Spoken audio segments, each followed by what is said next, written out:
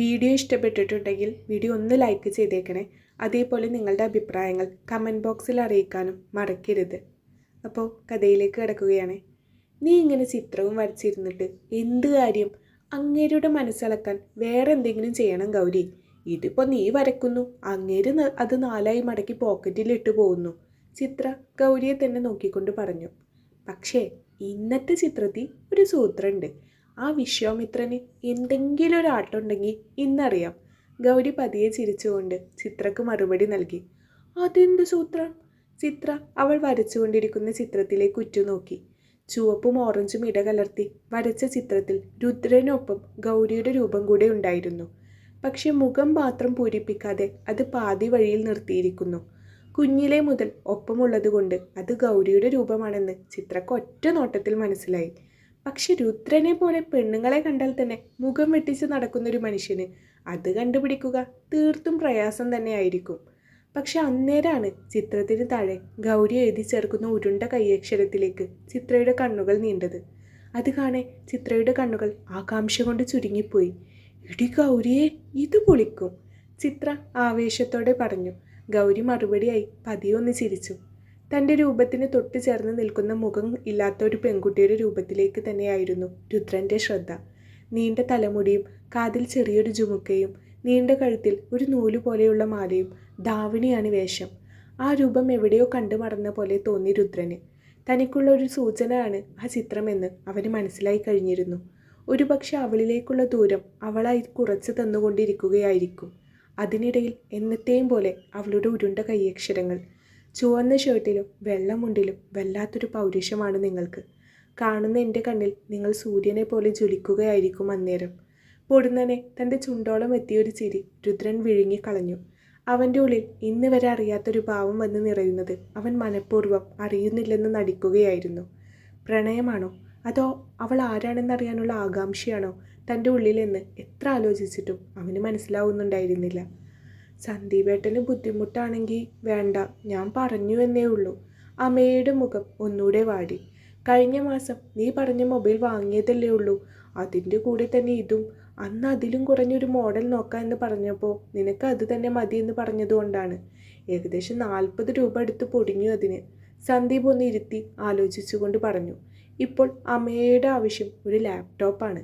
വാങ്ങിക്കൊടുക്കണമെന്ന ആഗ്രഹമുണ്ടെങ്കിലും ഇപ്പോൾ എല്ലാം കൂടെ തന്നെ കൊണ്ട് താങ്ങാൻ കഴിയത്തില്ല, അതാണ് സത്യം. ഓ, അപ്പോൾ സന്ദീപേട്ടൻ കണക്ക് പറയാനൊക്കെ തുടങ്ങിയല്ലേ?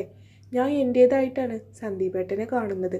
പക്ഷെ സന്ദീപേട്ടൻ്റെ ഉള്ളിൽ മുഴുവൻ ഞാൻ അന്യയാണ്. അമ്മയും പെങ്ങളും കഴിഞ്ഞ് അതിന് താഴെ തന്നെയാണ് തനിക്കുള്ള സ്ഥാനം. അമ്മയെ കരയാനുള്ള പുറപ്പാടിലാണെന്ന് സന്ദീപിന് തോന്നി. അതല്ലെങ്കിലും ഇപ്പോൾ ഉള്ളതാണ് ഒന്ന് പറഞ്ഞ് രണ്ടാമത്തേതിനുള്ള ഈ കരച്ചിൽ. സദാ എല്ലാവരോടും അത്യാവശ്യം ബോൾഡായി നടക്കുന്ന അവൾക്ക് തൻ്റെ വരിയിൽ മാത്രം എന്താ ഇത്തരത്തിലുള്ളൊരു പെരുമാറ്റമെന്ന് അവൻ എത്ര ആലോചിച്ചിട്ടും മനസ്സിലാവുന്നുണ്ടായിരുന്നില്ല. എൻ്റെ അമ്മു, നീ ഇങ്ങനെ കരയാതെ. എൻ്റെ ഉള്ളിൽ നിറയെ നീയാണ്. അത് നിനക്ക് ഇനിയും മനസ്സിലായിട്ടില്ലേ കുഞ്ഞെ? ഇനിയും എങ്ങനെയാണ് ഞാൻ നിന്നെ സ്നേഹിക്കേണ്ടത്? സന്ദീപ് നിസ്സഹായനായി ചോദിച്ചുപോയി. ഈ പറയുന്നത് മാത്രമല്ല സന്ദീപേട്ട സ്നേഹം, അത് പ്രവൃത്തിയിലൂടെ ബോധ്യപ്പെടുത്തുക കൂടെ വേണം. അമ്മയ നിറഞ്ഞൊഴുകുന്ന കണ്ണുകൾ തുടച്ചുകൊണ്ട് പറഞ്ഞു. നിനക്കിപ്പോൾ എന്താ വേണ്ടേ? ലാപ്ടോപ്പ് അല്ലേ, നമുക്ക് വഴിയുണ്ടാക്കാം. സന്ദീപ് അവളെ അനുനയിപ്പിക്കാൻ ശ്രമിച്ചുകൊണ്ട് പറഞ്ഞു. കുഴപ്പമില്ല, ഞാൻ എൻ്റെ ഒരു ആഗ്രഹം കൊണ്ട് ചോദിച്ചു പോയതാ, ഞാനത് മറന്നേക്കാം. അമ്മയെ അവസാനത്തെ അടവിറക്കി. ഏയ്, ഞാൻ മേടിച്ചു തരാം. നീ എന്തെങ്കിലും പറഞ്ഞ് അത് സാധിച്ചു തരാതെ ആവുമ്പോൾ നിന്നേക്കാൾ സങ്കടമാണ് എനിക്ക്. പക്ഷെ സാഹചര്യങ്ങൾ പലപ്പോഴും അനുകൂലമാവുന്നില്ലടാ, അതാണ് സത്യം. ഈ ഒരു 2 മാസത്തെ ഒരു ബുദ്ധിമുട്ടുള്ളൂ. അത് കഴിഞ്ഞാൽ ടൗണിൽ മേടിച്ച ലോഡ്ജിൻ്റെ പണി ഒരുവിധം കഴിയും. പിന്നെ നമുക്ക് ബുദ്ധിമുട്ടില്ല. ഇതിപ്പോൾ അതൊന്ന് പെയിൻ്റ് അടിക്കാനും അല്ലറ ചില്ലറ വർക്കൊക്കെ ആയി ഒന്ന് ഞെരുക്കത്തിലായിപ്പോയി. അതിൽ നിന്ന് വരുമാനം കിട്ടിത്തുടങ്ങിയാൽ പിന്നെ എല്ലാം ഓക്കെ ആയി.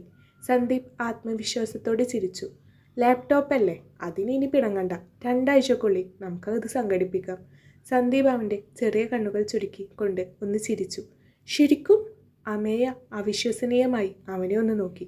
ആടോ, അവൻ ചിരിച്ചുകൊണ്ട് പതിയെ തലയാട്ടി. മറുപടിയായി അമേയ അവൻ്റെ ഇടത്തെ കവിളിൽ അമർത്തി ചുംബിച്ചിരുന്നു. ആരെങ്കിലും കാണും എൻ്റെ പെണ്ണെ?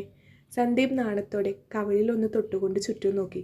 കണ്ടാലെന്താ, ഞാൻ സന്ദീപേട്ടൻ്റെ പെണ്ണാണെന്നങ്ങ് പറയും. അമേയ പതിയെ അവൻ്റെ തോളിലേക്ക് ചാഞ്ഞു. സന്ദീപിൻ്റെ ഉള്ളിൽ അന്നേരം അവളോടൊത്തുള്ള ഒരു കുടുംബജീവിതമായിരുന്നുവെങ്കിൽ അമ്മയുടെ മനസ്സിൽ അവനെ മാക്സിമം ഊറ്റി ചണ്ടിയാക്കി കളയാനുള്ള പദ്ധതികളായിരുന്നു. ഉറക്കം ഞെട്ടിയ ഗൗരിക്ക് താൻ ഇത് എവിടെയാണെന്ന് ആദ്യം ഓർത്തെടുക്കാൻ സാധിച്ചില്ല. ദേഹമൊട്ടാകെ മരവിച്ച പോലെ വല്ലാതെ തണുക്കുന്നു. അവളുടെ കഴുത്തറ്റം മൂടിയ പുതപ്പ് അവൾ ഒന്നൂടെ തന്നിലേക്ക് വലിച്ചിട്ടു. അമ്മ. അവൾ ഒരു ഞരക്കത്തോടെ കണ്ണുകൾ വലിച്ചു തുറന്നു. തൊട്ടുമുന്നിൽ ഭരതൻ തൻ്റെ കറ പിടിച്ച പല്ലുകളും കാണിച്ച് ചിരിക്കുന്ന പോലെ തോന്നി അന്നേരം അവൾക്ക്. അമ്മേ. ഗൗരി പേടിയോടെ ഉറക്കെ അലറി. ഗൗരി, മോളെ കരയാതെ. അമ്മയാ, അമ്മ അടുത്തുണ്ട്. മോൾ ഉറങ്ങിക്കോ. തൊട്ടരികിലിരുന്ന സാവിത്രി ഉറക്കത്തിൽ ഞെട്ടിക്കരയുന്ന മോളെ അടക്കി പിടിച്ചുകൊണ്ട് തേങ്ങി. എന്തൊരു വിധിയാണിത്. ആ അമ്മ മനം നൊന്തു. ഗൗരി പിന്നെയും ഗാഢമായ ഉറക്കത്തിലേക്ക് വഴുതി വീണു തുടങ്ങി. ഇന്ന് നിന്റെ ആളെ ഈ പരിസരത്തൊന്നും കാണാനില്ലല്ലോടി, ചിത്ര ചുറ്റും നോക്കിക്കൊണ്ട് പറഞ്ഞു. ഗൗരിയും അന്നേരം ചുറ്റും രുദ്രനെ തേടുകയായിരുന്നു. ദേ നോക്കടി ഗൗരി, മുന്നിലേക്ക് ചൂണ്ടിക്കാണിച്ചുകൊണ്ട് ചിത്ര ആവേശത്തോടെ പറയവെയാണ് ഗൗരിയുടെ ശ്രദ്ധ മാറിയത്. ചുവന്ന ഷർട്ടിലും വെള്ളമുണ്ടിലും അവൻ സൂര്യനെ പോലെ ജ്വലിക്കുന്നുണ്ടായിരുന്നു. ഗൗരിയുടെ കണ്ണിൽ അത് കാണാൻ കൗതുകമായിരുന്നുവെങ്കിൽ ചിത്രക്ക് ചിരിയാണ് വന്നത്. എന്തോ ആടി. അടക്കി ചിരിക്കുന്ന ചിത്രയെ നോക്കി ഗൗരി കണ്ണുരുട്ടി. അല്ലേ, ഞാൻ ആലോചിക്കുകയായിരുന്നു, ഇതിപ്പോൾ ഇന്നേക്ക് 3-ാം ദിവസമാണ് അങ്ങേരെ ഈ ഡ്രസ്സിൽ തന്നെ കാണുന്നത്. അങ്ങേർക്ക് നിന്നെ അസ്ഥിക്ക് പിടിച്ചു തുടങ്ങിയിട്ടുണ്ട് കേട്ടോ. ചിത്ര ഗൗരിയുടെ കവളിൽ ഒന്ന് നുള്ളിക്കൊണ്ട് പറഞ്ഞു. അന്നേരവും രുദ്രനെ നോക്കുകയായിരുന്ന ഗൗരിയിൽ നിറഞ്ഞ ചിരിയായിരുന്നു. അവൻ്റെ കണ്ണുകൾ പലപ്പോഴും പലയിടത്തും അവൻ്റെ ജാനകിയെ തിരഞ്ഞു നടക്കുന്ന പോലെ ഗൗരിക്ക് തോന്നി. പൊടുന്നനെ എന്തോരു ചിന്തയിൽ ഗൗരിയുടെ മുഖം മങ്ങിപ്പോയത് ചിത്ര ശ്രദ്ധിച്ചു. എന്താടാ, എന്തു പറ്റി? ചിത്ര അവളുടെ താടിത്തുമ്പ് പിടിച്ചുയർത്തിക്കൊണ്ട് ചോദിച്ചു. ഏയ് ഒന്നുമില്ല. ഗൗരി കണ്ണ് ചിമ്മി ചിരിച്ചു. ഒന്നുമില്ല എന്നിട്ടാണോ നിന്റെ മുഖം ഇങ്ങനെ കാർമേഘം കൊണ്ട് നിറഞ്ഞത്? ചിത്ര അവളുടെ കണ്ണിലേക്ക് തന്നെ നോക്കിക്കൊണ്ട് ചോദിച്ചു. ഏയ് ചിത്രേ, ഇതുവരെ ഞാൻ ഇതൊക്കെ ഒരു ആവേശത്തിൻ്റെ പുറത്ത് ചെയ്തു പോയതാ.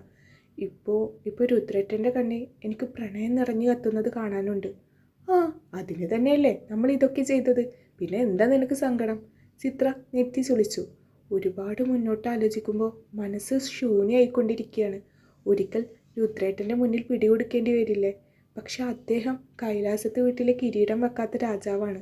ഞാനോ രുദ്രേട്ടൻ്റെ മുന്നിൽ പോയി നിൽക്കാൻ പോലും എനിക്ക് പ്രത്യേകിച്ചൊരു യോഗ്യതയില്ല. പറയുമ്പോൾ ഗൗരിയുടെ ശബ്ദം ഇടറുന്നുണ്ടായിരുന്നു. ഞാൻ ആലോചിച്ചിട്ട് നിനക്ക് പ്രത്യേകിച്ച് ഒരു കുറവുമില്ല.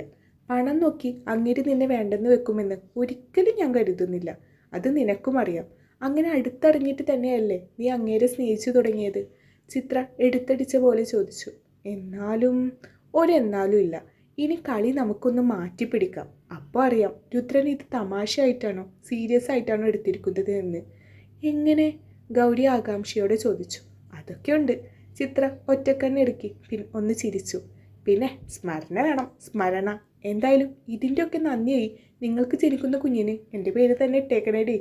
ചിത്ര ഗൗരിയെ നോക്കി കളിയാക്കി. ഒന്ന് പോടി. ഗൗരി അവളെ നോവാതെ ഒന്ന് നുള്ളി. അയ്യോടി, പെണ്ണിന് നാണം. ചിത്ര ചുവന്നു പോയ ഗൗരിയുടെ മുഖം നോക്കി പൊട്ടിച്ചിരിച്ചു. നീ ഇപ്പോൾ കുളിയും നനയൊന്നും ഒക്കെ നിർത്തിയോ? വിഷ്ണു രുദ്രനെ അടിമുടി ഒന്ന് നോക്കിക്കൊണ്ട് ചോദിച്ചു. രുദ്രൻ മനസ്സിലാവാത്ത പോലെ വിഷ്ണുവിനെ തന്നെ നോക്കി. അല്ല, നീ ഈ ഷർട്ടിൽ കൂടിക്കയറിയിട്ട് 2-3 ദിവസമായേ, അതുകൊണ്ട് ചോദിച്ചതാ. ആരെങ്കിലും ഷർട്ട് നന്നായി എന്ന് പറഞ്ഞായിരുന്നോ? വിഷ്ണു സാധാരണ പോലെ ചോദിച്ചു. ആര്? എന്നോട് ആരും പറഞ്ഞിട്ടൊന്നുമില്ല. രുദ്രൻ കള്ളത്തരം കണ്ടുപിടിക്കപ്പെട്ട പോലെ ഒന്ന് വിക്കി. നിനക്ക് ഇന്ന് മുതലേ വിക്ക് തുടങ്ങിയത്? എന്താടാ മൊത്തത്തിലൊരു കള്ളലക്ഷണം? വിഷ്ണുവിൻ്റെ ഉള്ളിൽ ആകെ സംശയമായി. ഒന്നുമില്ല. രുദ്രന് വിഷ്ണു എന്തെങ്കിലും തന്നിൽ നിന്ന് ചൂഴ്ന്നെടുക്കുന്നതിന് മുമ്പേ അവിടെ നിന്ന് രക്ഷപ്പെട്ടാൽ മതി എന്ന് തോന്നിപ്പോയി. മുറിയിലെ ചുമരുകളിൽ നിറഞ്ഞിരിക്കുന്ന തൻ്റെ പടങ്ങളിലേക്ക് കണ്ണോടിച്ചു കൊണ്ടിരിക്കുകയായിരുന്നു രുദ്രൻ അന്നേരം. പല നിറങ്ങളിൽ പല ഭാവങ്ങളിലുള്ള തൻ്റെ രൂപങ്ങൾ. ഒരിക്കലും ഇതൊരു തമാശപ്പുറത്ത് ഒരു പെൺകുട്ടി ചെയ്യുന്നതല്ലെന്ന് അവനിപ്പോൾ ഉറപ്പുണ്ട്. ഓരോ ചിത്രവും അവളുടെ മനസ്സാണെന്ന് അവനിപ്പോൾ മനസ്സിലാക്കാൻ സാധിക്കുന്നുണ്ട്. തന്നെ അത്രമേൽ ഇഷ്ടത്തോടെ മനസ്സിൽ പ്രതിഷ്ഠിച്ചിരിക്കുന്ന ഒരുവൾ, രാവണൻ്റെ ജാനകി. നീ ആരാണ്? ഇത്രമേൽ എന്നെ സ്നേഹിക്കാൻ കാരണം എന്താണ്? അവൻ ഉള്ളാലെ ചോദിച്ചുകൊണ്ടിരുന്നു. ആ നിമിഷം രുദ്രന് അവളോട് അടങ്ങാത്ത പ്രണയം തോന്നുന്നുണ്ടായിരുന്നു. കുട്ടി, രുദ്രനോട് നിന്റെ മനസ്സിലുള്ളതോ മറ്റോ നീ തുറന്നു പറഞ്ഞോ? ആനന്ദവല്ലി സംശയഭാവത്തിൽ ഗൗരി ഒന്ന് നോക്കി. ഗൗരി ഞെട്ടിപ്പിടഞ്ഞുകൊണ്ട് അവരുടെ മുഖത്തേക്ക് നോക്കി. എന്തോ ഉള്ളിൽ സംശയം വെച്ചുള്ള ചോദ്യമാണെന്ന് ആ മുഖം കണ്ടാൽ അറിയാം. ഇല്ല മുത്തശ്ശി, എന്താ അങ്ങനെ ചോദിച്ചത്? അപ്പോൾ അങ്ങനെ ഒരു കള്ളം പറയാനാണ് ഗൗരിക്ക് തോന്നിയത്. ഒന്നുമില്ല കുട്ടിയെ, അവനിപ്പോൾ നല്ല മാറ്റമുള്ള പോലെ. പിടിവാശിയൊക്കെ ഒരുപാട് മാറി. ഉള്ളിലെപ്പോഴും എന്തോ സന്തോഷമുള്ള പോലെയാ നടപ്പിരിപ്പും എല്ലാം. അവൻ്റെ അമ്മ പോയതിൽ പിന്നെ അവനിങ്ങനെ കണ്ടിട്ടില്ല. രുദ്രനും ദേവനും തമ്മിലുള്ള പിണക്കം നിനക്കും അറിയാവുന്നതല്ലേ. ദേവൻ്റെ വാശിക്കൊത്ത് രുദ്രനെ കിട്ടാത്ത അമർഷാണ് അവന്. ഞാനാണെങ്കിൽ അച്ഛനെയും മകനെയും കൂട്ടി യോജിപ്പിക്കാൻ ശ്രമിക്കുന്നതല്ലാതെ അതൊന്നും നടക്കുന്നില്ല. ഇനി എൻ്റെ കാലം കഴിഞ്ഞാൽ അവർ രണ്ടുപേരും രണ്ട് വഴിക്ക് പോകുമോ എന്ന ഭയമാണ് എനിക്ക്. അറിയാലോ, അച്ഛനും മകനും തല്ലിപ്പിരിയുന്നത് കാണാൻ ഈ തറവാട്ടിൽ തന്നെ ഉള്ളവർ കണ്ണിൽ എണ്ണ ഒഴിച്ച് കാത്തിരിക്കുന്നുണ്ട്. മുത്തശ്ശി ഒരു നെടുവീർപ്പോടെ പറഞ്ഞു നിർത്തി. ഗൗരി പതിയൊന്നും മൂളിയതല്ലാതെ സത്യം തുറന്നു പറയാനുള്ള മനസ്സ് അപ്പോൾ അവൾക്കുണ്ടായില്ല. രുദ്രനും രുദ്രൻ്റെ അച്ഛൻ ദേവനും കൂടെ അത്ര നല്ല സ്വരച്ചേർച്ചയിലല്ലെന്ന കാര്യം നാട് മൊത്തം പാട്ടാണ്. അത് ഗൗരിക്കും അറിയാം. വഴക്കുകളിൽ ബലമായി നിൽക്കുന്ന ഒന്ന് ദേവൻ സാറിൻ്റെ പെങ്ങൾ ഇന്ദിരാമ്മയുടെ മകൾ കാർത്തികയെ വിവാഹം കഴിക്കാൻ ദേവൻ സാർ രുദ്രനോട് ആവശ്യപ്പെടുന്നത് തന്നെയാണ്. രുദ്രൻ അവരെ ഇരുവരെയും കണ്ണിന് നേരെ കണ്ടുകൂടാ. ഭർത്താവ് മരിച്ച ശേഷം കൈലാസത്ത് തറവാട്ടിൽ കടിച്ചു തൂങ്ങി നിൽക്കുന്ന അവർക്ക് തന്നെയല്ല തൻ്റെ സ്വത്തുക്കളാണ് ആവശ്യമെന്നതായിരുന്നു രുദ്രൻ്റെ വാദം. പക്ഷെ അതൊന്നും രുദ്രൻ്റെ അച്ഛൻ വിശ്വസിക്കുന്നുണ്ടായിരുന്നില്ല. അദ്ദേഹത്തിന് തൻ്റെ പെങ്ങൾ അത്രയും പ്രിയപ്പെട്ടതായിരുന്നു. കാർത്തിക മുറപ്പെണ്ണ് എന്ന അധികാരത്തിൽ രുദ്രനെ അടുത്ത് കൊഞ്ചാനും കുഴയാനും നടക്കുന്നുണ്ടെങ്കിലും രുദ്രൻ ഒരൊറ്റ നോട്ടം കൊണ്ട് അവളെ സ്തംഭിപ്പിച്ച് കളയുന്നത് സ്ഥിരമാണ്. ഗൗരി എത്രയോ വട്ടം അത് കണ്ടിരിക്കുന്നു. ഗൗരി, ഇപ്പോൾ എങ്ങനെയുണ്ടടാ? ചിത്രപതിയെ അവളുടെ നെറ്റിയിൽ തലോടിക്കൊണ്ടിരിക്കുകയായിരുന്നു. എനിക്ക് കുഴപ്പമൊന്നുമില്ലടാ. ഗൗരി ചെറുതായി ഒന്ന് ചിരിക്കാൻ ശ്രമിച്ചുകൊണ്ട് എഴുന്നേറ്റു. തൊട്ടപ്പുറം അമ്മയിരുന്ന് കണ്ണു തുടക്കുന്നത് ഗൗരി ശ്രദ്ധിക്കുന്നുണ്ടായിരുന്നു. അച്ഛൻ്റെ പ്രായമുള്ളൊരു മനുഷ്യൻ പെട്ടെന്ന് അത്രയും നികൃഷ്ടമായി പെരുമാറിയപ്പോൾ ഞാനൊന്ന് പതറിപ്പോയി. ഗൗരിയുടെ കണ്ണുകൾ അതിനെക്കുറിച്ച് ആലോചിക്കവേ ഒന്ന് ഓളം വെട്ടി. ചിത്രയ്ക്ക് അവളെ എന്ത് പറഞ്ഞ് ആശ്വസിപ്പിക്കണമെന്ന് അറിയില്ലായിരുന്നു. ഞാൻ ഭക്ഷണം എടുക്കാം, മോള് പോയി മുഖമൊന്ന് കഴുകി വാ. പൊട്ടിവന്ന കരച്ചിൽ അടക്കി പിടിച്ചുകൊണ്ട് അമ്മ അകത്തോട്ട് പോകുന്നത് അവൾ നോക്കിയിരുന്നു പോയി. അമ്മയ്ക്ക് എന്നെക്കൊണ്ട് എന്നും സങ്കടം തന്നെയാ. ഗൗരി ഒരു നെടുവീർപ്പോടെ സാവിത്രി പോകുന്നത് നോക്കിയിരുന്നു. നിന്നെക്കൊണ്ടായിരുന്നില്ല, ഗൗതമിനെ കൊണ്ടായിരുന്നു നിന്റെ അമ്മയ്ക്ക് ഇന്നും സങ്കടം. അവന് വേണ്ടി നിന്റെ ജീവിതം കൂടെ കുട്ടിച്ചോറാക്കിയതിൽ നിന്റെ അമ്മക്ക് വലിയൊരു പങ്കുണ്ട്. ചിത്ര എടുത്തടിച്ച പോലെ പറഞ്ഞു. ഗൗരി ചിത്രയെ തന്നെ ഉറ്റുനോക്കി. അവളുടെ കണ്ണിൽ തീ ആളിപ്പടരുന്നുണ്ടായിരുന്നു. കൂട്ടുകാരിയുടെ ജീവിതം നശിപ്പിച്ചവരോടുള്ള അമർഷം. 2 ദിവസം മുന്നേ കണ്ടു അവനും അവൻ്റെ ഭാര്യയും കൂടെ ഫേസ്ബുക്കിൽ പോസ്റ്റ് ഇട്ടേക്കുന്നത്. നീ നിന്റെ പ്രണയവും ജീവിതവും എല്ലാം വേണ്ടെന്ന് വെച്ചത് ആ ഗൗതമിന് വേണ്ടിയല്ലേ? എന്നിട്ട് 2 കാലിൽ പരസഹായം ഇല്ലാതെ എഴുന്നേറ്റ് നടക്കാൻ പറ്റിയപ്പോൾ അവൻ നിന്നെയും അമ്മയെയും എല്ലാം ഇട്ടെറിഞ്ഞ് പോയില്ലേ? നിങ്ങളൊക്കെ അവൻ്റെ സ്റ്റാറ്റസിന് ചേരാത്തവരായില്ലേ? ചിത്ര വീറോടെ ചോദിച്ചു. അന്ന് രുദ്രൻ എല്ലാം അറിഞ്ഞിരുന്നുവെങ്കിൽ ഈ ഭൂമിയിലെ ഏറ്റവും വലിയ ഭാഗ്യവതി നീ ആയേനെ. പ്രണയമെന്ന് പറഞ്ഞ് നീ രുദ്രൻ്റെ പിന്നാലെ നടക്കുമ്പോൾ ഞാൻ പലപ്പോഴും ആലോചിച്ചിട്ടുണ്ട്, നിന്നെപ്പോലൊരു പെൺകുട്ടിയുടെ ഹൃദയം കീഴടക്കാൻ മാത്രം രുദ്രനിൽ എന്താണ് യോഗ്യത എന്ന്. പക്ഷെ എല്ലാവർക്കും മുന്നേ നീ അയാളുടെ നന്മ തിരിച്ചറിഞ്ഞതായിരുന്നു. അയാളെ ഒന്ന് സന്തോഷിപ്പിക്കാനും മനസ്സറിഞ്ഞ് ചിരിപ്പിക്കാനും നീയായിരുന്നു പഠിപ്പിച്ചത്. എന്നിട്ട് ഒരൊറ്റ നിമിഷം കൊണ്ട് നിന്റെ അമ്മയുടെ പിടിവാശിയാണ് എല്ലാം നശിപ്പിച്ച് കളഞ്ഞത്. ചിത്രയ്ക്ക് അന്നേരം ഒരു പാവം പെണ്ണിൻ്റെ ജീവിതം തകർത്ത് കളഞ്ഞ സകല ആളുകളോടും അടങ്ങാത്ത രോഷം തോന്നി. ഗൗരിയോട് അത്രയും പറഞ്ഞ് പുറത്തു കടക്കാൻ നേരമാണ് ചിത്ര വാതിൽക്കൽ തന്നെ തറഞ്ഞു നിൽക്കുന്ന സാവിത്രി അമ്മയെ കണ്ടത്. താൻ പറഞ്ഞതെല്ലാം കേട്ടിട്ടുണ്ട് എന്നത് വ്യക്തമാണ്. ആ കണ്ണുകളിൽ തളം കെട്ടി നിൽക്കുന്ന കുറ്റബോധം അത് പറയാതെ പറയുന്നുണ്ട്. ചിത്ര അവരോട് യാത്ര പോലും പറയാതെ പുറത്തേക്ക് ഇറങ്ങി. സാവിത്രി തകർന്ന മനസ്സും മെയ്യുമായി ഗൗരിയുടെ അരികിലേക്കിരുന്നു. രണ്ടുപേരും ഒരേ സമയം എൻ്റെ വയറിൽ കുരുത്തവരാണ്. ഗൗതം ആ കിടപ്പിൽ നിന്ന് ഒന്ന് എഴുന്നേറ്റ് നടക്കുമെന്ന് ആശിച്ചു പോയപ്പോൾ അമ്മ മോളുടെ ഹൃദയം കാണാൻ താല്പര്യപ്പെട്ടില്ല. ചിത്ര പറയുന്ന പോലെ അത് തന്നെയാണ് സത്യം. അമ്മയാണ് നിൻ്റെ ഈ അവസ്ഥക്ക് കാരണം. സാവിത്രി അമ്മ സങ്കടത്തോടെ പറഞ്ഞു. ഇനി പരസ്പരം പഴി ചാരിയിട്ട് എന്താണ് അമ്മേ? ഇതെല്ലാം എൻ്റെ വിധിയായിരുന്നിരിക്കും. അതിനെല്ലാവരും ഓരോ നിമിത്തങ്ങളായെന്ന് മാത്രം. നിനക്ക് അവനോട് ഒട്ടും ദേഷ്യമില്ലേ മോളെ? ഗൗതമിനോട്? എന്തിന്? ഗൗരി പതിയൊന്ന് ചിരിച്ചു. അവൻ എത്രയൊക്കെ എന്നെ തള്ളിപ്പറഞ്ഞാലും രക്തബന്ധം മുറിക്കാൻ കഴിയില്ലല്ലോ. അവരെങ്കിലും ഈ ചെളിക്കുണ്ടിൽ നിന്നും കരകയറി പോയതിൽ എനിക്ക് സന്തോഷമുള്ളൂ. സാവിത്രി എന്തോ ഒന്നുകൂടെ പറയാനാഞ്ഞെങ്കിലും കുറച്ചുകൂടെ കിടക്കട്ടെ അമ്മേ, തലവേദനിക്കുന്നു എന്നും പറഞ്ഞ് അവൾ കണ്ണുകൾ ഇറക്കി അടച്ചിരുന്നു. സാവിത്രി പതിയെ മുറിവിട്ടിറങ്ങി. ഗൗരിയുടെ കണ്ണുകൾ ചാലിട്ടൊഴുകി. 18-ാം വയസ്സിൽ ഒരു ആക്സിഡൻറ്റിൽ അരക്ക് താഴേക്കുള്ള ചലനം നഷ്ടപ്പെട്ടതാണ് ഗൗതമിന്. അതിനുശേഷം ഗൗരി തൻ്റെ പഠനം പാതി വഴിയിൽ നിർത്തി അമ്മക്കൊപ്പം കൈലാസത്തെ വീട്ടിലേക്ക് ജോലിക്ക് പോയി തുടങ്ങി. കൈലാസത്തെ പണിയും തയ്ക്കലും അല്പം കൃഷിയും പശുവിനെ വളർത്തലും മറ്റുമായി രാവും പകലും ഗൗരി ഓടി നടന്നു, അവനെ ഒന്ന് ചികിത്സിച്ച് ഭേദമാക്കാൻ. അന്നൊക്കെ അവൻ എന്നെ ജീവനായിരുന്നു. പക്ഷെ ഇപ്പോൾ സ്വന്തം കാലിൽ നടക്കാൻ തുടങ്ങിയതിൽ പിന്നെ അവന് താൻ അന്യയായി തുടങ്ങി. ഇങ്ങനൊരു കൂടപ്പിറപ്പുണ്ടെന്ന് പോലും പറയാൻ അവന് മടിയായി തുടങ്ങി. ഒരു കണക്കിന് ആലോചിച്ച രുദ്രൻ തന്നെ അറിയാതെ പോയതുപോലും ഗൗതം കാരണല്ലേ. ഓർമ്മയിൽ അവളൊന്ന് വെന്തുരുകി. അവളുടെ ഉള്ളിൽ തീമഴ പെയ്തു. ആദ്യമായി കൈലാസത്ത് വീട്ടിൽ രുദ്രൻ എന്ന കിരീടം വെക്കാത്ത നാട്ടുരാജാവിന് അവൻ്റെ ജാനകിയോടുള്ള പ്രണയത്തിൻ്റെ ആഴം എന്താണെന്ന് അറിഞ്ഞ ദിവസം അവളുടെ ഉള്ളിലേക്ക് ഓടിപ്പാഞ്ഞെത്തി.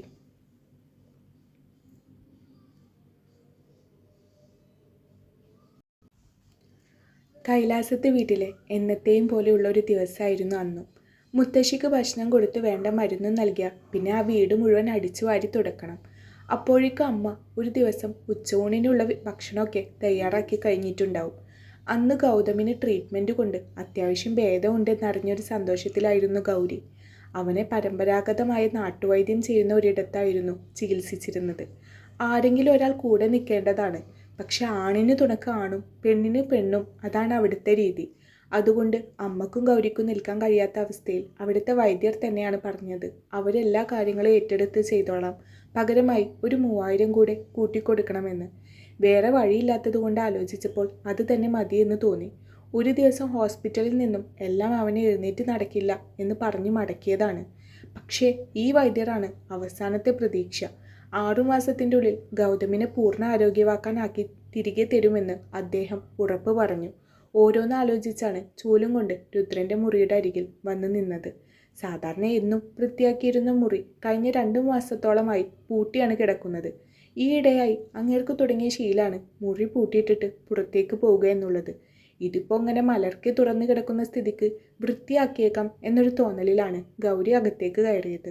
ഒരു കാൽ മുറിയിലേക്ക് എടുത്തു വെച്ചുകൊണ്ട് ചുറ്റും ഒന്ന് വെറുതെ നോക്കിയ ഗൗരി അതേ നിൽപ്പിൽ തരിച്ചു നിന്നുപോയി. ചുമർ നിറയെ താൻ വരച്ച ചിത്രങ്ങൾ, ഓരോന്നിൻ്റെയും താഴെയുമായി താൻ എഴുതിയ അക്ഷരങ്ങൾ എന്തോ വെള്ളപ്പേപ്പർ വെച്ച് മറച്ചിരിക്കുന്നു. ഒറ്റ നോട്ടത്തിൽ ആ എഴുത്ത് ആരുടെയും ശ്രദ്ധയിൽപ്പെടാതിരിക്കാനായിരിക്കും അത്. ആ കാഴ്ചയിൽ ഗൗരിയുടെ ഹൃദയം വല്ലാത്ത ശക്തിയോടെ മിടിച്ചുയർന്നു വന്നു. ചിത്രങ്ങൾ ഓരോന്നായി ഒട്ടിച്ചതിന് കീഴെ ചുമരിൽ ചുവന്ന നിറത്തിൽ എൻ്റെ ജാനകി എന്നെഴുതിയ അക്ഷരങ്ങൾ അവൾ ഒരു വിങ്ങലോടെയാണ് വായിച്ചത്. അവൾ അടിമുടി ഒന്ന് പൂത്തുലഞ്ഞു. അപ്പോൾ താൻ സ്നേഹിക്കുന്ന പോലെ തന്നെ രുദ്രൻ മനസ്സിൽ കൊണ്ട് നടക്കുന്നുണ്ടോ എന്നൊരു ചിന്തയിൽ പോലും അവളിലെ ഓരോ രോമകൂപങ്ങളും എഴുന്നേറ്റ് നിന്നു. ചുമരിലെ ഓരോ ചിത്രങ്ങളിലും വെറുതെ തൊട്ട് തലോടി നിന്നു. ഉള്ളിൽ ഒരു ഇണക്കുരുവി ചിറകടിച്ച് പറക്കുന്നുണ്ട്. നിന്നോട് ആര് പറഞ്ഞു ഇതിൻ്റെ അകത്ത് കയറാൻ? രുദ്രൻ്റെ മുഴക്കമുള്ള ശബ്ദം അവളുടെ കർണപുടത്തിലേക്ക് അടിച്ചു കയറി. ഗൗരി ഞെട്ടിപ്പിടഞ്ഞുകൊണ്ട് പുറകോട്ട് തിരിഞ്ഞു നോക്കി.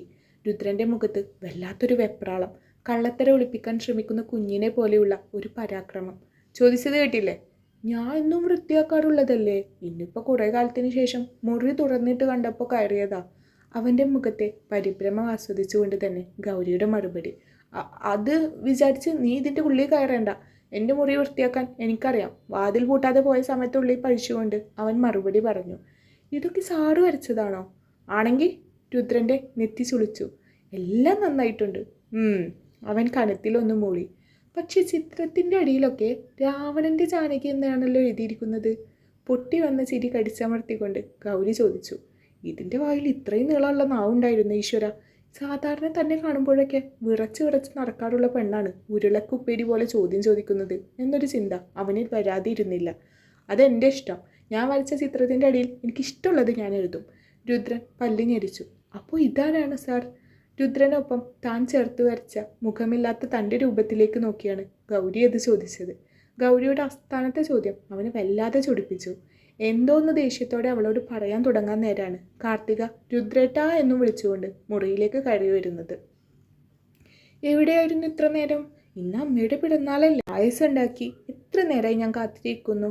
കൊഞ്ചിക്കുഴഞ്ഞുള്ള അവളുടെ സംസാരം രുദ്രനും ഗൗരിക്കും ഒരേ സമയം അരോചകമായി തോന്നി. ഇത്രയും നേരം ഗൗരി ആ മുറിയിൽ നിന്നതിൻ്റെ 4 ഇരട്ടി അസ്വസ്ഥതയും വീർപ്പുമുട്ടലും കാർത്തിക വന്നതോടെ രുദ്രന് അനുഭവപ്പെട്ടു തുടങ്ങി. ഞാൻ വന്നോളാം, നീ ചെല്ല്, രുദ്രൻ അവൾക്ക് മുഖം കൊടുക്കാതെ പറഞ്ഞു. അങ്ങനെ പറഞ്ഞാൽ എങ്ങനാ? എൻ്റെ കൂടെ വാ. അവൾ രുദ്രൻ്റെ കയ്യിൽ ചെറുതായി ഒന്ന് പിടിച്ചു വലിച്ചു. ഗൗരി തൊട്ടരികെ നിൽക്കുന്നതായ ഒരു നാണക്കേടും കാർത്തികക്കുണ്ടായിരുന്നില്ല. നിന്നോടല്ലേ ഞാൻ വന്നോളാം എന്ന് പറഞ്ഞത്? രുദ്രൻ അവളുടെ കൈ തട്ടിയെറിഞ്ഞു. ദേഷ്യം കൊണ്ട് വലിഞ്ഞു മുറുകുന്ന അവൻ്റെ മുഖം കാണെ ചെറിയൊരു പേടിയോടെ കാർത്തിക 2 അടി പിന്നിലേക്ക് നീങ്ങി നിന്നു. ഗൗരി ചിരിയടക്കി കാർത്തികയെ ഒന്ന് നോക്കി. ഗൗരിയെ നോക്കി പല്ല് ഞെരിച്ചുകൊണ്ട് പുറത്തേക്ക് ഇറങ്ങാൻ ഒരുങ്ങിയവയാണ് ഒരു വേള കാർത്തികയുടെ ശ്രദ്ധയും ചുമരിലേക്ക് നീണ്ടത്. ആദ്യം കണ്ണിലുടക്കിയത് രുദ്രനോടൊപ്പം ചേർന്ന് നിൽക്കുന്ന അപൂർണമായ ഗൗരിയുടെ രൂപമാണ്.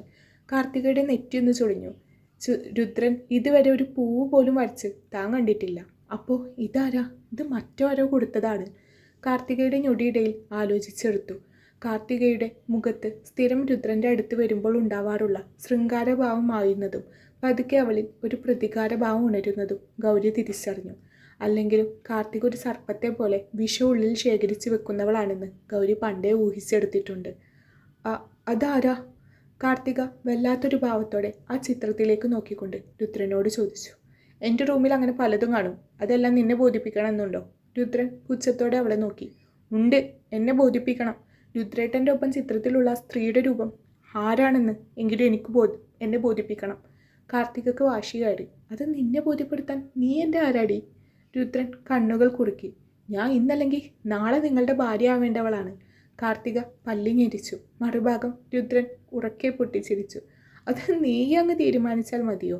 അച്ഛനെ പറ്റിച്ച് ജീവിക്കാനാണ് ഉദ്ദേശമെങ്കിൽ അമ്മയും മോളും കൂടെ അങ്ങനെ അങ്ങ് ജീവിച്ചേക്കണം. അല്ലാതെ അച്ഛൻ തന്ന അധികാരത്തിൽ എന്നെ ഭരിക്കാൻ വന്നാലുണ്ടല്ലോ നീ കരയേണ്ടി വരും. രുദ്രൻ ദേഷ്യത്തോടെ അവളെ നോക്കിക്കൊണ്ട് പറഞ്ഞു. കരയാൻ പോകുന്നത് ആരാണെന്ന് നമുക്ക് നോക്കാം. ഇങ്ങനെ പരിഹസിച്ചിട്ടും ആട്ടിയകറ്റിയിട്ടും പിന്നാലെ നടക്കുന്ന എന്നെ മാത്രമേ രുദ്രേട്ടന് പരിചയമുള്ളൂ. അതിനപ്പുറം ഒരു കാർത്തികയുണ്ട്. വെറുതെ അത് എന്നെക്കൊണ്ട് പുറത്തെടുപ്പിക്കണ്ട. കാർത്തികയിൽ വെല്ലുവിളി ഉയർന്നു. എൻ്റെ അച്ഛൻ്റെ ഇച്ചിൽ തിന്ന് കൊഴുത്തിട്ട് എനിക്ക് നേരെ ഭീഷണിയും കൊണ്ട് വരുന്ന നീ? രുദ്രനിൽ അവളോട് വല്ലാത്തൊരു ദേഷ്യം വന്ന് നിറയുന്നുണ്ടായിരുന്നു. എന്നാൽ പൊന്നു മോളൊന്ന് കേട്ടോ, ആ ഇരിക്കുന്ന ചിത്രത്തിലുള്ളത് ഇപ്പോൾ എൻ്റെ ആത്മാവും ശ്വാസവുമാണ്. അപൂർണമായ മുഖമൊന്ന് കാണാനാണ് ഇനി അങ്ങോട്ടുള്ള രുദ്രൻ്റെ ജീവിതം പോലും. അത്രയും അധികം ഞാൻ അവളെ ഇന്ന് സ്നേഹിക്കുന്നു. രുദ്രൻ ആത്മരോഷം അടക്കാൻ കഴിയാതെ പറഞ്ഞു. ഗൗരിയുടെ ഹൃദയം മിടിക്കാൻ മറന്ന് നിന്ന് പോയി. ദേഷ്യത്തോടെയാണ് രുദ്രൻ അത് പറഞ്ഞു തീർത്തതെങ്കിലും രുദ്രൻ്റെ നിറഞ്ഞു വരുന്ന കണ്ണുകളിൽ ഗൗരിക്ക് കാണാമായിരുന്നു അവന് തന്നോടുള്ള പ്രണയം. ഗൗരിക്ക് ചുറ്റും ഭൂമി നിശ്ചലമായി തോന്നി. കാർത്തികയും രുദ്രനുമായുള്ള വാക്കേറ്റം മുറുകുന്നുണ്ടെങ്കിലും അവർ പറയുന്നതൊന്നും ഗൗരിക്ക് കേൾക്കുന്നില്ലായിരുന്നു. നേരത്തെ രുദ്രൻ പറഞ്ഞ വാക്കുകളായിരുന്നു അപ്പോഴും അവളുടെ കാതുകളിൽ. അതവളിലെ പ്രണയിനിക്ക് ഇമ്പമുള്ളൊരു സംഗീതം പോലെയായി തോന്നി. അത് അടിമുടി അവളെ കുളിരണിയിപ്പിക്കുന്നുണ്ടായിരുന്നു. എങ്കിൽ ഇതെവിടെ ഇരിക്കുന്നത്? എനിക്കൊന്ന് കാണണം. കാർത്തിക പകയോടെ ആ ചിത്രത്തിൻ്റെ അടുത്തേക്ക് കുതിച്ചു. രുദ്രന് ഒന്ന് തടുക്കാൻ കഴിയുന്നതിനും അപ്പുറം അവൾ അത് വലിച്ചു കീറി കളഞ്ഞിരുന്നു. ഡി! രുദ്രൻ അവളെ നോക്കി അലറി. തൊട്ടടുത്ത നിമിഷം അവൻ അവളുടെ കയ്യിൽ പിടിച്ചു വലിച്ചുകൊണ്ട് കവിളിലേക്ക് ആഞ്ഞടിച്ചിരുന്നു. സദാ ഇങ്ങനെ ഓരോന്ന് പറഞ്ഞ് അവനെ ചൊടിപ്പിക്കുന്നത് ശീലമാണെങ്കിലും രുദ്രൻ കാർത്തികയെ ഒന്ന് നുള്ളി നോവിക്കുക പോലും ഇതുവരെ ചെയ്തിരുന്നില്ല. കാർത്തികക്ക് ആ അടി ഒട്ടും ഉൾക്കൊള്ളാൻ കഴിഞ്ഞില്ല. അതും ഗൗരിയെ പോലെ ഒരു വേലക്കാരിയുടെ മുന്നിൽ വെച്ച്. കാർത്തിക നിന്ന് കിതച്ചു. എന്താ ഇവിടെ? ശബ്ദം കേട്ട് ഇന്ദിര ഓടിപ്പിടഞ്ഞു വന്നു. ഗൗരിക്ക് കൺമുന്നിൽ നടക്കുന്നത് അത്രയും ഒരു മായയായിരുന്നു അന്നേരം. മകളെ അടക്കി ഒതുക്കി വളർത്തിക്കോ, ഇല്ലെങ്കിൽ... രുദ്രൻ അവർക്ക് നേരെ വീറോടെ കൈ ചൂണ്ടി. ഇന്ദിരക്ക് അവൻ്റെ ഭാവമാറ്റം കാണെ സംഗതി അല്പം ഗൗരവമുള്ളതാണെന്ന് മനസ്സിലായി. എന്തുപറ്റി മോളെ? ഇന്ദിര കാർത്തികയെ തന്നെ നോക്കി. ഇയാൾ എന്നെ തല്ലിയമ്മേ. പല്ലുകൾ ഞെരിച്ചുകൊണ്ട് അവൾ രുദ്രനെ നോക്കി. രുദ്രേട്ട എന്ന് തികച്ചു വിളിക്കാത്തവളുടെ സംസാര രീതി മാറി വരുന്നത് രുദ്രൻ ഒരു പരിഹാസത്തോടെ നോക്കി നിന്നു. നീ എന്താ ഇവിടെ നിൽക്കുന്നേ? കാഴ്ച കണ്ട് നിൽക്കാതെ പോവാൻ നോക്ക്. ഇന്ദിര പകച്ചു നിൽക്കുന്ന ഗൗരിയെ നോക്കി മുരണ്ടു. ഒരു അടുക്കളക്കാരി നോക്കി നിൽക്കെ തൻ്റെ കുഞ്ഞിനെ രുദ്രൻ തല്ലി എന്നത് ആ സ്ത്രീയുടെ ആത്മാഭിമാനത്തെ പൊള്ളിപ്പരിക്കേൽപ്പിക്കുന്നുണ്ടായിരുന്നു. ഗൗരി ഒന്നും മിണ്ടാതെ മുന്നോട്ട് നടന്നു. രുദ്ര, നീ കാണിച്ചത് ഒട്ടും ശരിയായില്ല. എൻ്റെ കുഞ്ഞിനെ തല്ലാൻ ഞാൻ ആർക്കും അധികാരം കൊടുത്തിട്ടില്ല. ഇന്ദിര അവന് നേരെ തിരിഞ്ഞു. അമ്മായി എന്നെ ഉപദേശിക്കുന്ന നേരം സ്വന്തം മോളെ ഉപദേശിച്ച് നന്നാക്കാൻ നോക്ക്. എനിക്ക് എൻ്റേതായ ഒരു പ്രൈവസി ഉണ്ട്. അതിൽ കൈകടത്താൻ ഒരുത്തിയെയും ഞാൻ അനുവദിക്കില്ല. വല്ലാത്തൊരു ഭാവത്തിലായിരുന്നു അന്നേരം രുദ്രൻ. ഇഷ്ടപ്പെട്ട കളിപ്പാട്ടം നഷ്ടപ്പെട്ട ഒരു കുഞ്ഞിൻ്റെ വാശി പോലെ. ഇതിന് നീ അനുഭവിക്കൂ രുദ്ര. പല്ല് ഞെരിച്ചുകൊണ്ട് ഇന്ദിര മകളെയും കൊണ്ട് പുറത്തേക്ക് ഇറങ്ങുന്നതിനിടയിൽ പറഞ്ഞു. തുടരും സൂര്യകാന്തി. വീഡിയോ ഇഷ്ടപ്പെട്ടിട്ടുണ്ടെങ്കിൽ വീഡിയോ ഒന്ന് ലൈക്ക് ചെയ്തേക്കണേ. അതേപോലെ നിങ്ങളുടെ അഭിപ്രായങ്ങൾ കമൻറ്റ് ബോക്സിൽ അറിയിക്കാനും മറക്കരുത്. എല്ലാവരും സ്റ്റോറി മുടങ്ങാതെ കേൾക്കണം. കഥയിൽ ഇനിയും ഒരുപാട് ക്യാരക്ടേഴ്സ് വരാനുണ്ട്. ഒരു 30 പാർട്ട് എന്തായാലും സ്റ്റോറി ഉണ്ടായിരിക്കുന്നതാണ്. അപ്പോൾ എല്ലാവരും മുടങ്ങാതെ കേൾക്കണേ. താങ്ക്